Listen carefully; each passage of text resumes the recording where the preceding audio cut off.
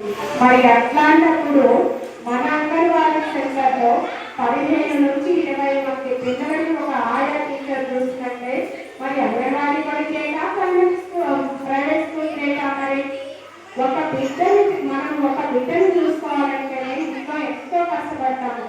ఉదయం నుంచి సాయంత్రం దాకా ఎన్నో సార్లు దెబ్బలు తింటారు. వాడు ఒక్కనాడు ఇంటారు, మా పిల్లగాడిని ఇంటారు ఒకనాడు. అవునా? మా పిల్లగాడు మీరు ఇంటారు ఒకనాడు ఉంటే మస్తు దెబ్బలు పడతారు. కానీ మా దగ్గర 360 రోజులున్న ఏ టీచర్ కూడా పిల్లలని కొట్టదు. కొట్టొద్దు కూడా. ఏ ఆయమ్మ కానీ టీచర్ కానీ ఇక్కడ పిల్లల్ని దండించడం అనేది ఉండదు. కాకపోతే కళ్ళతో భయపెట్టియాలి, పిల్లల్ని భయపెట్టియాలి.